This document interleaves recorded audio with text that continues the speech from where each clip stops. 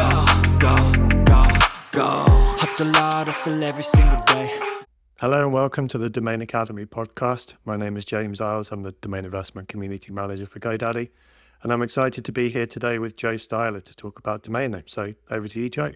Hi, thanks, James. It's Joe Styler from domainacademy.com. And we have a special guest with us today, Mark Levine. Mark is a great person to have on. He's one of the most open people in the domain industry. He's been very successful and usually shares at conferences every year, like a year in review and a wrap up, which has been really helpful for domain investors. So we're really happy to have him on the show. He's also a great guy and a friend of mine. So I'm glad to be able to see him again. And we're going to pick his brain and hear how he buys and sells domain names for a profit. And hopefully this will help to pull together the other episodes that we talked about. So I'm going to turn it over to Mark to introduce himself.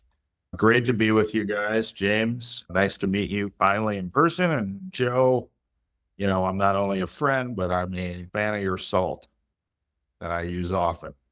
I am a domain investor. I mean, now I'm a full-time domain investor, but I really came to domain investing through sort of the back door in that I owned several companies. And as I was building those companies, and this goes back a while, and this was when you could use domain names and you could do A/B testing for pay-per-click ads, and you could have the same ad, but different domain names that went to the same place. And I started buying domain names really for the purposes of my companies. And really long before I knew the domain investment community existed, I did not know that there even was a domain investment community until I bought fiction.com for my publishing company. And I went to a search engine strategy show. This was about 2010. And a company had a booth, and I was telling them, and they already knew what I had paid for it, and they knew everything about it because, of course, a sale like that was reported. So that was my introduction to the community itself. But I've been doing this since the early 2000s. So fiction.com, that's a new one to me. So why did you buy that domain and how did you utilize it? Well, I mean, this is kind of going to be a lesson in probably what not to do. This was before I was really, again, astute in domain investing. And I had sold the business and I was already in domain investing, and I had a publishing company that was growing very fast. And someone had, told me this name was available, and I didn't have a specific plan for it, but I had a general plan. And so my company bought it, I think right around 2010. And we never ended up using it just because it was, it's a fantastic domain, and it really needs, those in the domain community would know that it's a special kind of thing to have a one-word domain. So you need to treat it with the respect it deserves. And my company was we were growing so fast that there wasn't any time to focus on this. And so we kind of just let it sit. And then when I sold the company in 2016, I had a non-compete. And, with a word like fiction, yes, I could own the name, but I was limited on what I could do with it. So I had an opportunity to sell it, I think in 2017, and I did. But the one thing I can tell you about the domain itself is, even though we never used it, it did two things for me. One, it is the name that got people in the domain industry to talk to me at a conference. I went to a conference, this is probably right when I bought the name, and I had my company name on my name tag. I didn't know anyone in domaining, and nobody talked to me. I mean, you go to the conference, you have your friends, your people you see all the time, and I didn't know anyone, so that wasn't a big deal. I went down to the people making the name tags, and I said, hey, will you just put fiction.com on here? And then I started wearing the fiction.com one, and, everyone started talking to me. Mm-hmm. So for the domain industry, that was a great thing. And it was also great just for the publishing industry. I could reach out to any company, big companies, small companies, and I could say, I own fiction.com. I'm looking for ways to use it, to partner, let's talk. And people would answer my calls. Mm-hmm. So even though I didn't specifically use it, it did have a lot of value. As you entered the domain industry, then a good lesson that you learned there is a good domain name can open doors. So that's something that people can take years to understand as a domain investor, but you came in with that. Yes, but that's an expensive door opener. Expensive lesson, but The Mark Levine of today would not have paid what I paid for that name. I think it's good though, as a new investor, to kind of understand the value that it has for the people that you're going to be able to sell it to be able to use. So I think that's an important thing too, an important aspect of domains. Yes. And for anyone who's new to investing, even if you have the money, you should not be buying oneword.coms. You can, if you can find one that makes sense, but that it is, in many ways, it's like buying an apartment building. It's a very illiquid asset, and you have to wait around till somebody comes to buy it.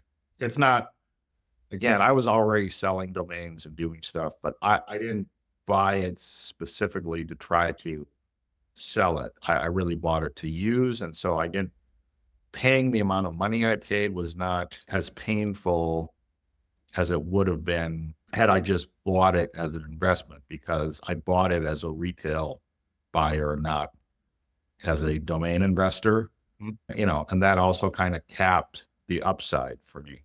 Right. Yeah, that makes sense. If you're buying as an end user, then you don't have a lot of room left to make money. I want to take it back to when you first got started. You bought that name.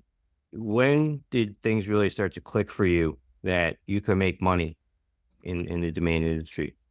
Again, I didn't know there was an industry, so I thought I was on an island. But it really clicked for me. I still remember the first name that I sold, and I actually now own it again. It dropped several years ago, and I picked it up. So I owned another company that did business filings, very simple business filings.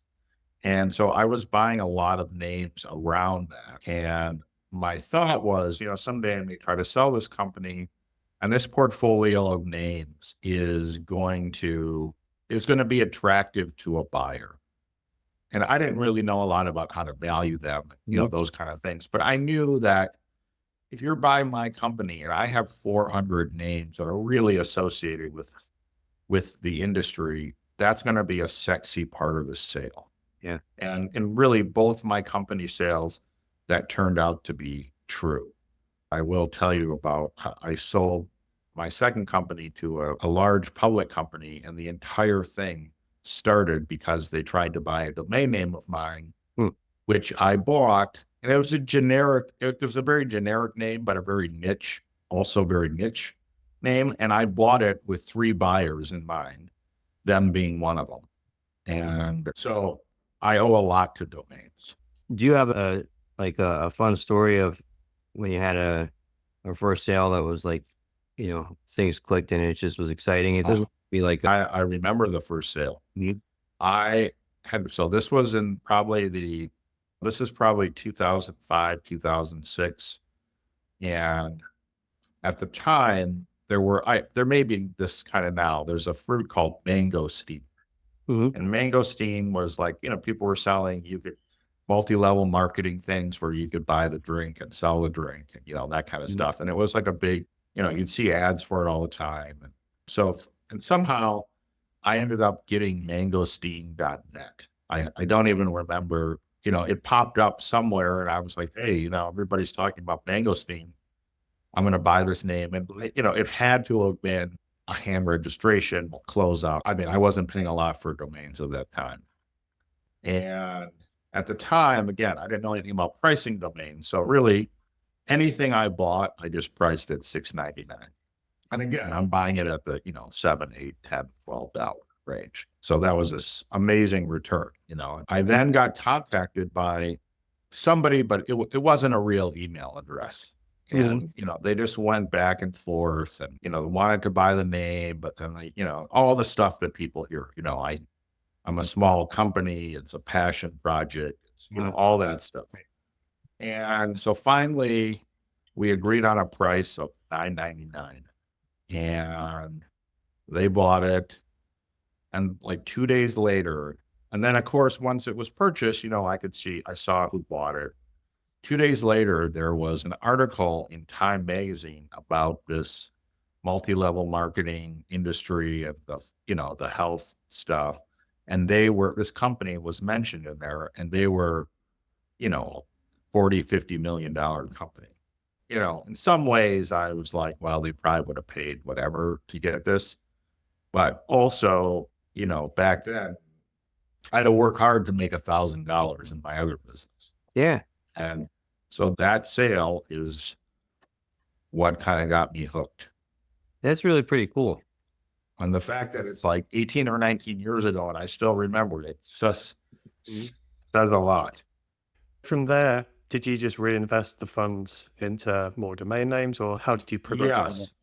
Yes. Again, back in that time, I probably had about 400 names, and they were all really closely associated with my then business. Yep. And just some of the industry terms in that business and so on. And then right around that time, I started my publishing company. And so I started buying names that were related to that. And my first bigger buy ever was I bought published.com, which was a very, at the time, very big book directory.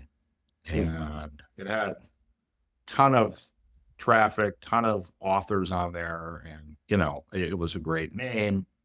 And I ponied up, I think at the time I paid like $18,000, which that was a lot. And again, I didn't know what I knew about the domain industry. I mean, that was a good deal even at that time. Yeah. That was a good deal and really helped my company in a lot of ways. So then I started really, focusing on, and then by 2009, I had sold the other business. So I never bought those kind of names again. But then I was very deep in publishing related names. And, we bought one for my company that was a very big game changer.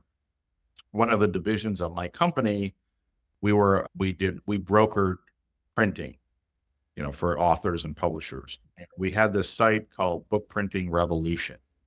And after I bought fiction, I was on like the list of every domain broker that had any name that had anything to do with publishing. So I was getting calls and emails for, whatever. You want to buy this.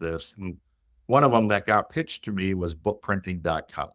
And again, it was spendy, not crazy, but spendy. And, that's really a story where not only did I buy, it was a good name on its own. Again, limited in who you can sell it to because, you can only sell it to book printers. Mm-hmm. But for what we were doing, it made a lot of sense. And the authority that came along with that name, book printing, you have printers from all over the place, China, Mexico. You're trying to sort through who's legit. And that name, not only at the, SEO was different. We bought this name in probably 2011 or 12. So it's a different world for SEO and stuff at that time.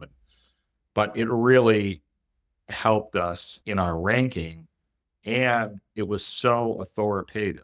I mean, if you see bookprinting.com, you know that this site, instead of being XYZ book printers or whatever, right, in your mind, this looks authoritative. And what happened was the leads we started getting just through natural traffic were so much better than the leads we were getting through advertising it, that I stopped most of the advertising, which then by saving that money, I paid for the name in 6 months. And then, I saved so much money a year by really cutting the ads and just relying on the great traffic. And that division alone was doing over $1 million+ a year. So that name was, critical. And it's really of a name that I've put to use that had real business value. That is the one really sticks out. So it's one of the things that we try to teach people in Domain Academy is we talk about the value that it has to an end user for authority, because you call people up and you tell them who you are, right? I'm book printing. There's only one of those. Everybody else is that XYZ book printing or 100, Yeah. yeah, 100%. But today, if I was buying that name, what I paid when I had a company isn't anywhere near what I would pay. It's a very limiting name. I mean, and if you don't know anything about the book printing industry, most people probably assume there's printers all over, but that industry is really consolidated. And if you pay a couple grand for the name, you now need to sell it for 20 grand, 30 grand. And the amount of buyers is so small that, an investment like that would not, I mean, especially for a new investor, would be crazy. In terms of the focuses of your portfolio since those days when you were focusing a lot on publishing names, how's that transitioned from then to say what you do now? That's a great question. And I do have a lot of names that, while they could be publishing names, I have concentrated on names where keywords that might also be used in publishing, like book or story, have, there's a million uses for those kind of names. And, I've been buying names with those keywords for so long that was how I started branching out. I have sold many names like that, and they aren't used in the publishing industry at all. Similarly, I've sold names like that where I've gone to publishing conferences and I have seen companies with booths where I sold them the domain. So, starting there and branching out and just being with very comfortable keywords. And even though, again, they weren't totally in the niche of publishing, they were in the bigger, they were names I felt comfortable with because I saw these kind of names all the time. And that really allowed me to get my domain investing sea legs. And now I've been out of publishing for quite a while. So now I still buy those kind of names, but now I am buying really names. My keywords have expanded. I'm buying certainly, like, many other domain investors in finance, Web3, gambling, industries that can really pay up for names. And again, just some good brandables. And, once you've been doing this for, I've been domain investing to some degree for 20 years plus, you develop some skills that if you had to sit down, you couldn't really explain them because, I might be looking at a couple thousand names a day, and I've been doing that for years. You can pick stuff out of a list. And now I'm doing different types of research on names. So my name buying continues to get, I think, better. Almost all the names I sold this year, I've purchased in the last 5 years. I mean, there were 4 names I've sold this year that I bought this year. Wow. So, to me, that says I'm getting better at doing this. Oh, go ahead. I was just going to say, so you're focusing on the areas where the industry's wide, the industry's got money, and the industry's probably trending in terms of Web3. So you're looking at those kind of industries to really pick into. Yes, I'm always like the last domain investor to know about any of these industries. I was the last person to know what an NFT was, but from a percentage sale, my biggest sale ever was a random NFT name. But I for sure was the last domain investor to know what an NFT was. So I'm not that great at chasing trends, but when I do my research, my first thing if I buy something or close out, it doesn't matter. I have to picture a use in my mind.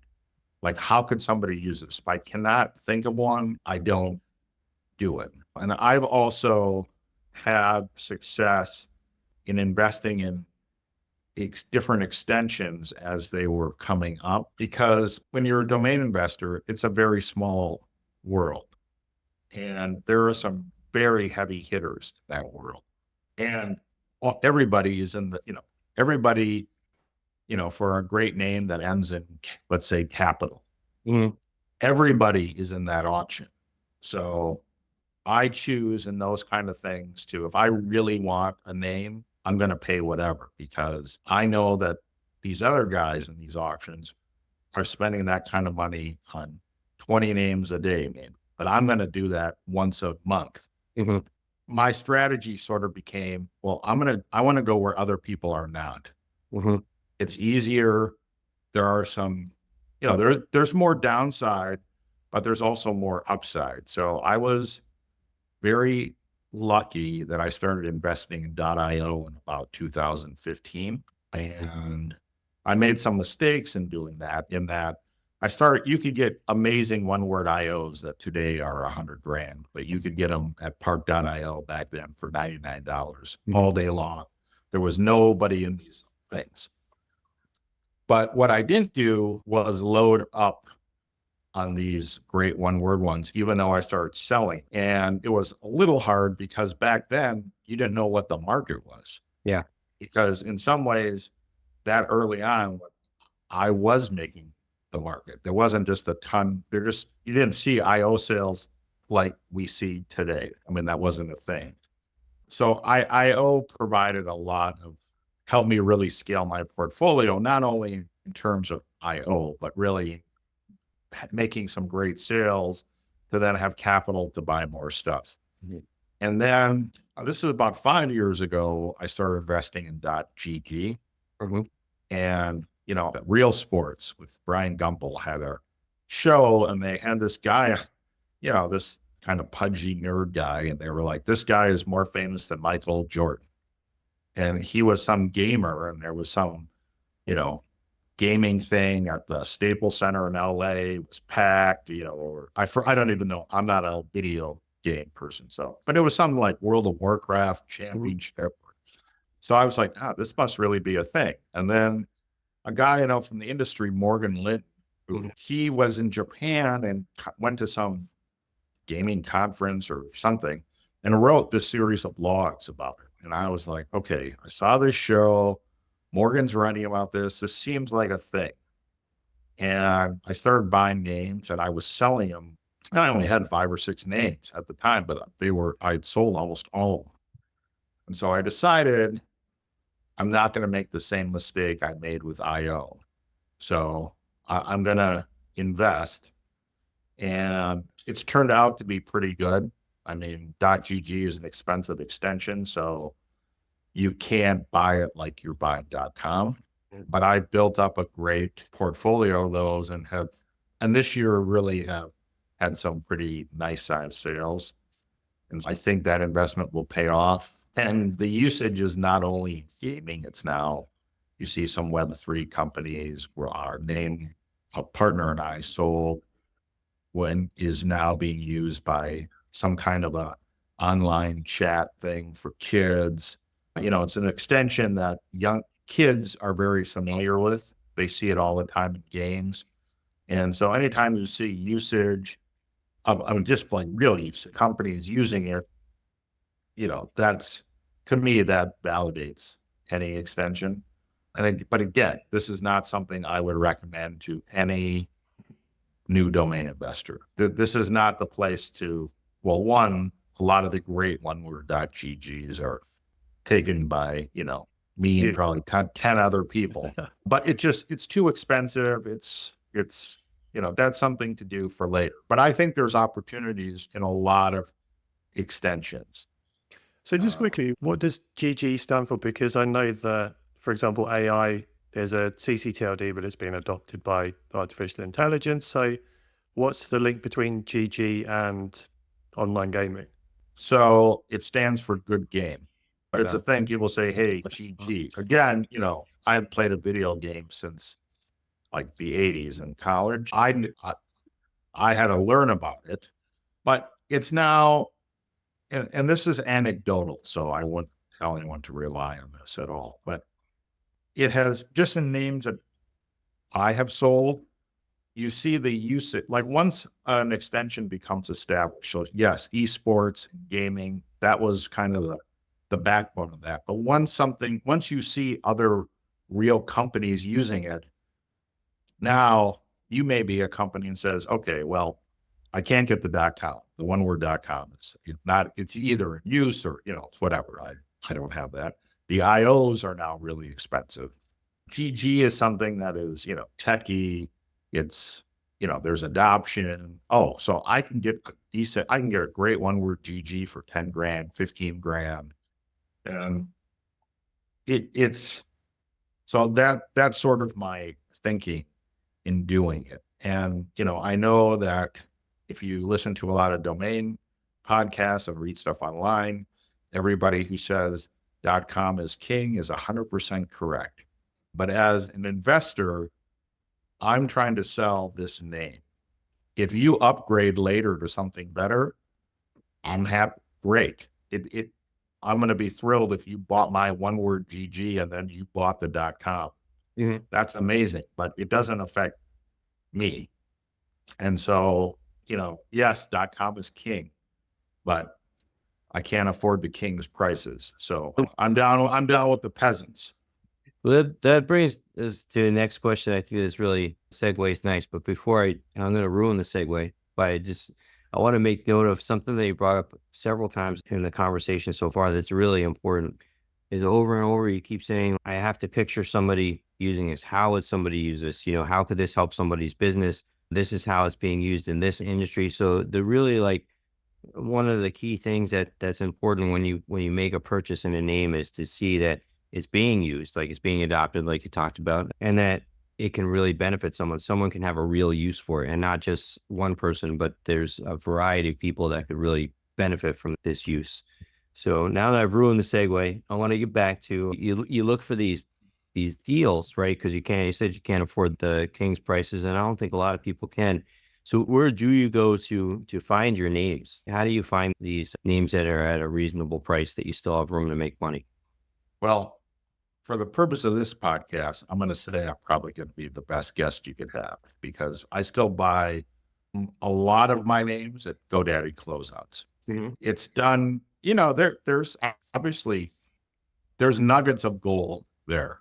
And I've, said this to people before. There's, I could go through my list and show you names I've sold this year that I got at closeouts. I just sold one yesterday that I bought at closeouts for $21.47 in 2018. And it just sold yesterday for $3,000. Nice. Great. There's a lot of, that's a one that, it was a shorter version of what other people are using. It was in the medical field and something like that. I knew eventually it'd probably sell.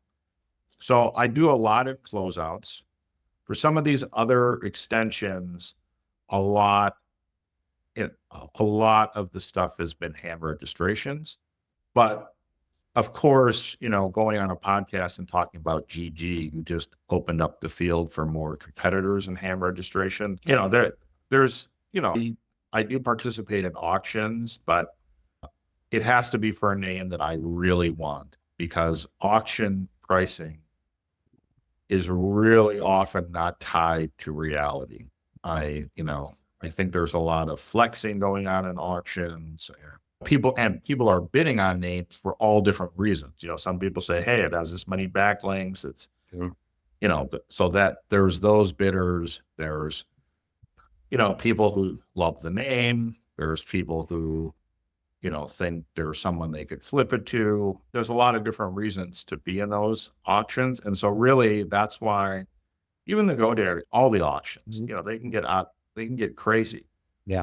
And I was just saying, you make money on the buy more than the sell.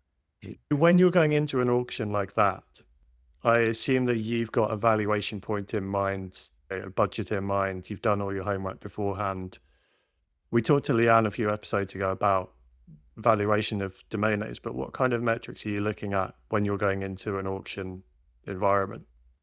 Well, if I'm going into an auction, I already know it's a name most likely that I think is so good that if it's a brandable, but this is the only extension it's taken in, but the two words work so well together. And it's something where I feel like I have a good handle on the industry, or at least what I think they used to be. I don't always go in with a set budget. I sometimes just see how it's going.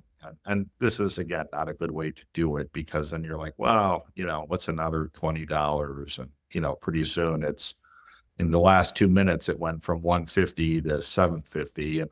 And sometimes I'm doing research while in the last 5 minutes of the auction where I'm putting in a bid to buy 5 more minutes to then see, is it being used in other extensions? So people are businesses in LinkedIn that are using something similar. Is this even a thing? Is it an industry? Is it sometimes you see two words together and all of a sudden you do some research and you see that this is like, there's a whole bunch of businesses selling this kind of the thing is actually a product. It's a description of something that people are selling. So it's rare that I'm in an auction that is active.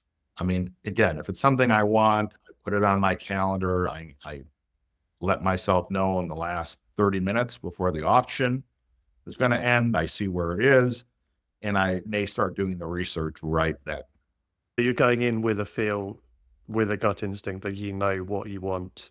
And then if it goes above that, then you're going to be investigating it more in those last few minutes. Yes. And, sometimes when you're the last bidder and everyone else stops, you're like, oh, we should have stopped before I should have been second to last. And I one time I went and calculated all the bad buys that I made. And just to see like how much a year I was spending on stuff that I regretted.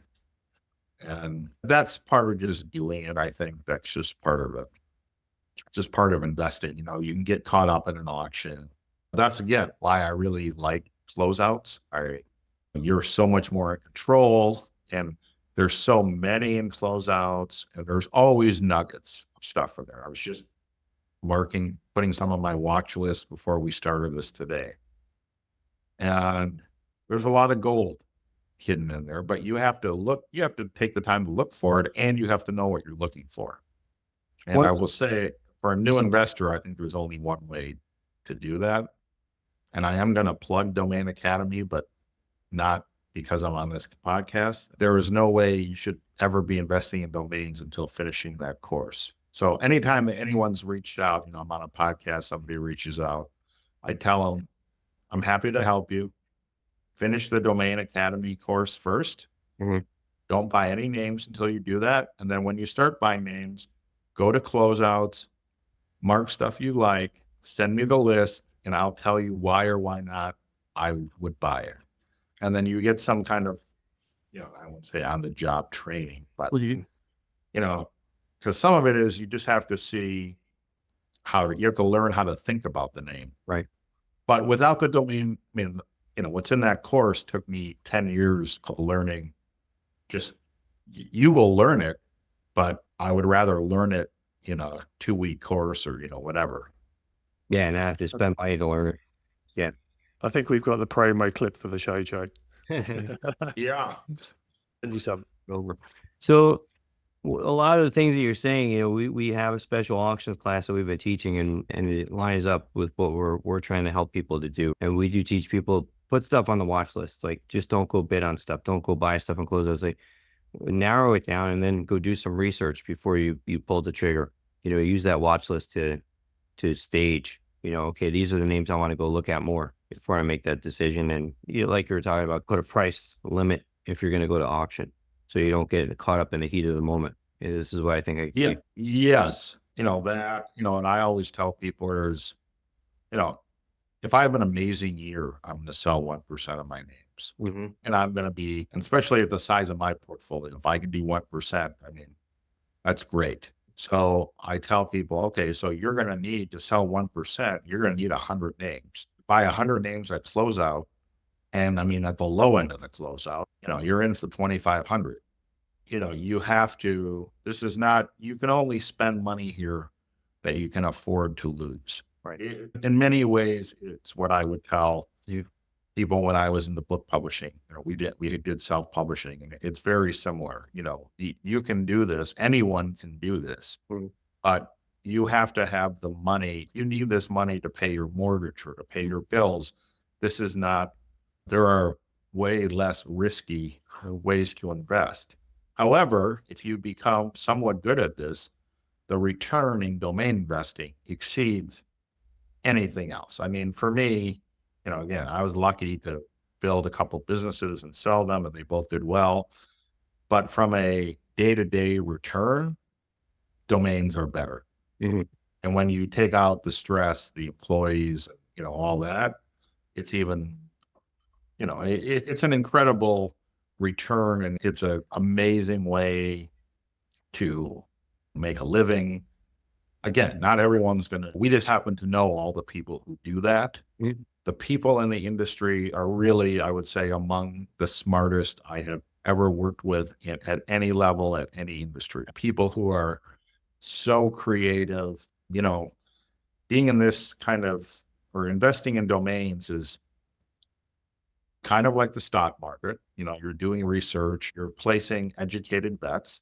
It's kind of like, in some ways, gambling, because unlike the stock market, you're dealing with very liquid assets.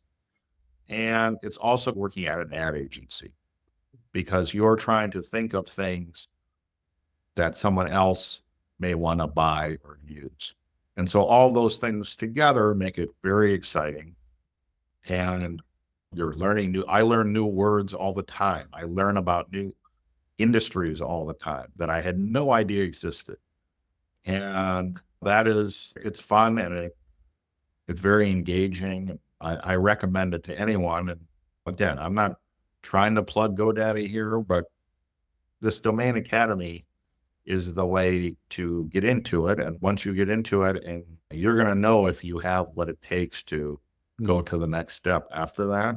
It's fun to watch people who end up doing that. And especially if you come from an industry already that is kind of like, when I got in, nobody in book publishing may still be the same. Nobody was thinking about these names, buying names like this.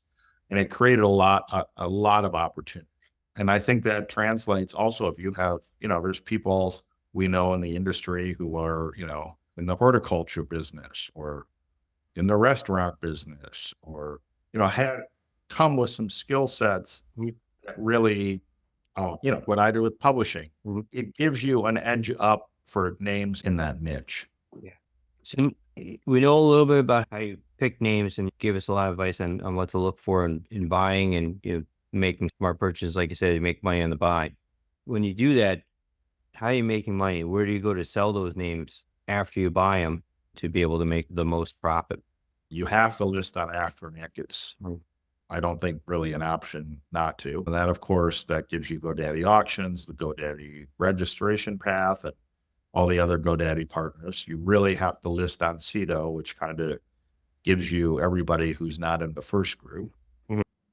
And then, so those are the two main places. So, for me, I really want to go through a third party like a GoDaddy or a Cedo.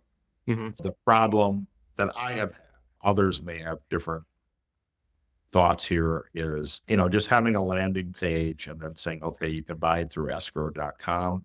What happens sometimes is escrow.com is a very stringent know your customer kind of thing. Now someone's just trying to buy a $2,500 name, and all of a sudden, they got to send their license and their business registration. And, that's, I just went to go buy a name. And as a domain, someone selling the name, I want you to buy the name. In many ways, anything under 5,000 is an impulse buy. So I don't want you to be bogged down in that kind of stuff.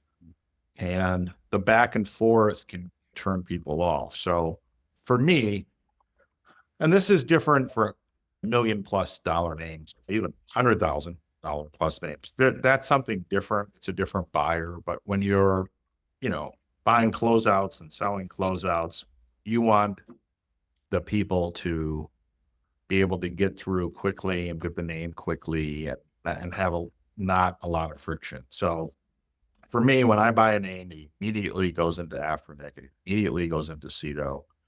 And now I am testing, I'm doing some stuff with Adam.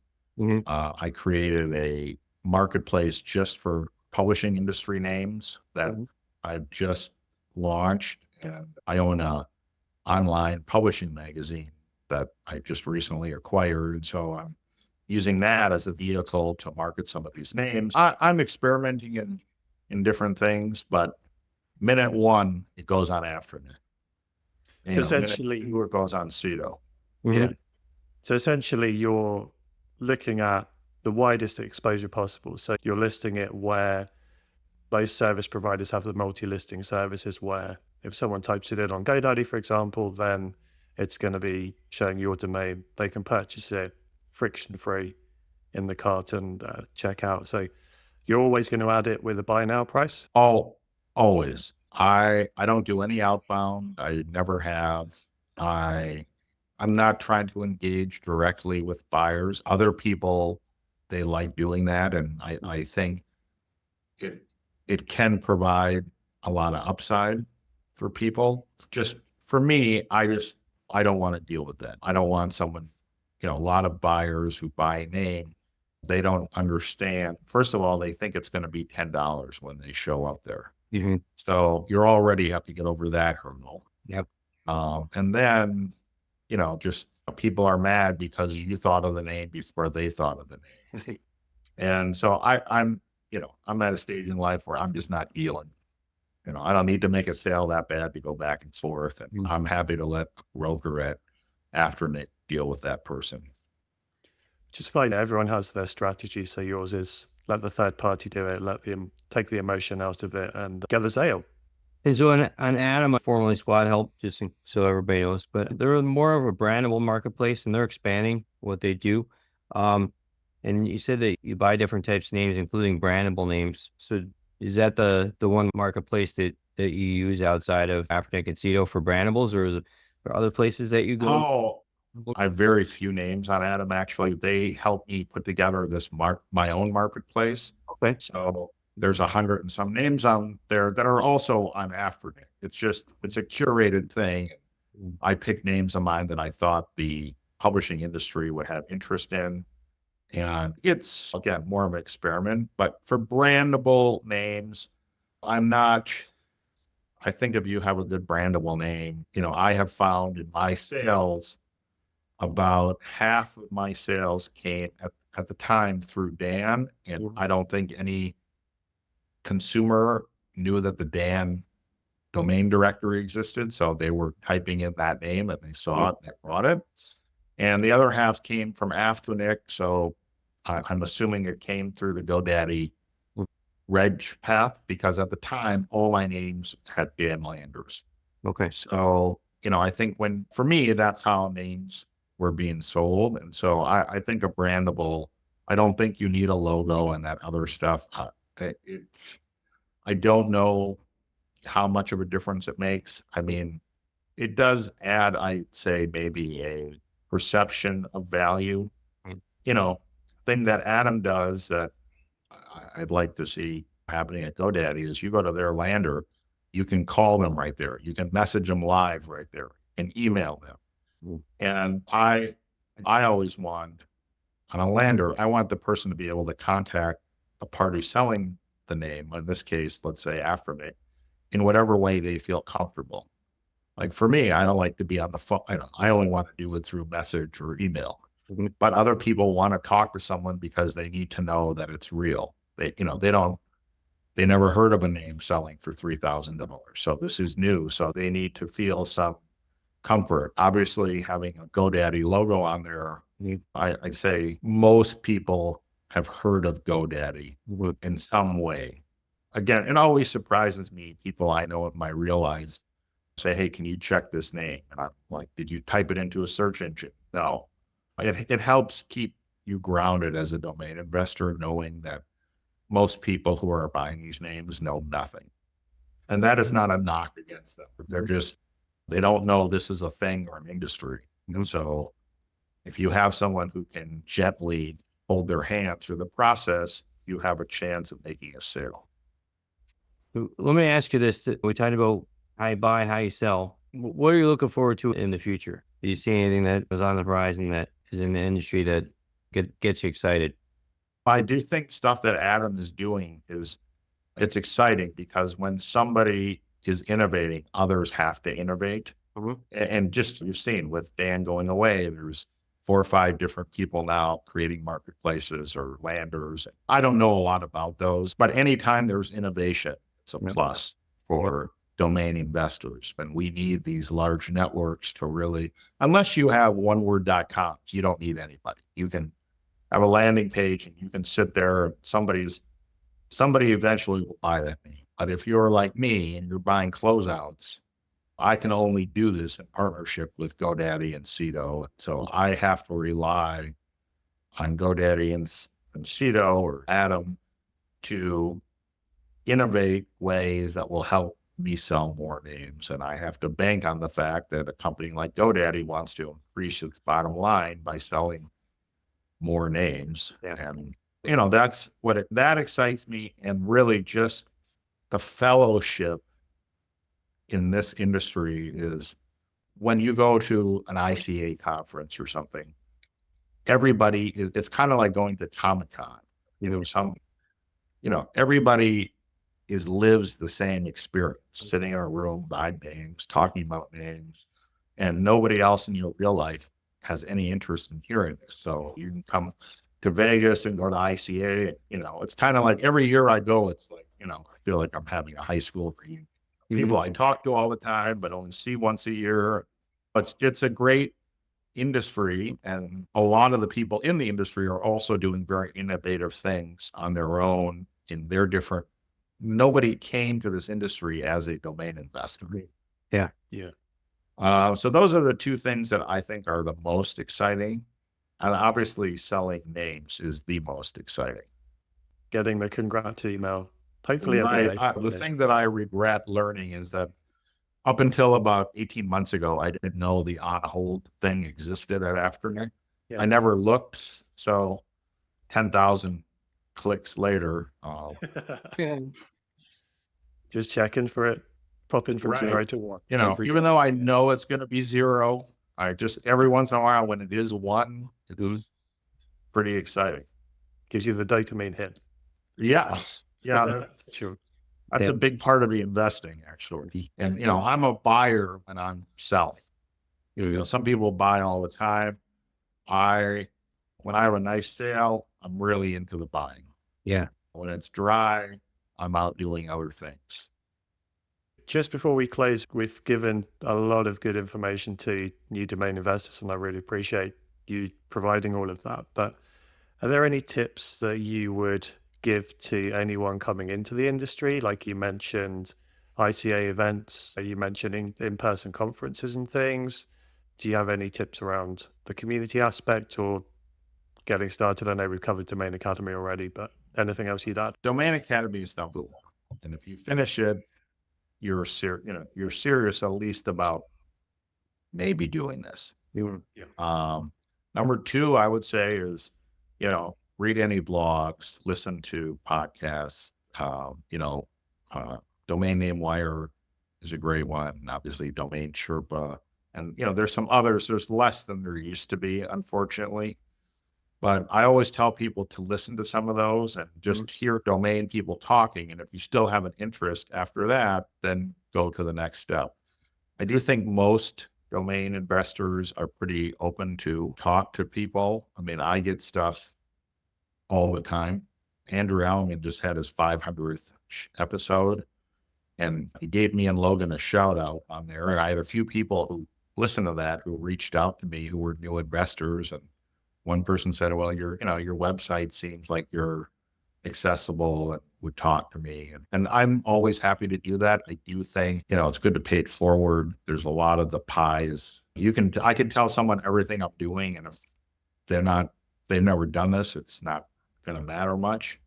And in just talking to people, I certainly learn about new industries, new words, just things I didn't think about. It does help me in my own investing, just seeing what people are interested in. So those are the tips. But the first tip would be Domain Academy. There is no other. If you don't do that, the rest of it's pointless. We haven't paid you for this either. No, you have not. And again, I haven't seen Domain Academy since I took it when Sager owned it, and it was incredible. It's incredible because you're just like, oh, took me 10 years to learn this and this, and it's a must. It's a must have, I think, if you want to get serious about it. I mean, I would do that. I'd buy a couple hundred names, and I'd see how, and I'd keep going from there. Well, I think that's where we should stop since we're talking about the Domain Academy. Thanks for coming on today, Mark. It's been a pleasure.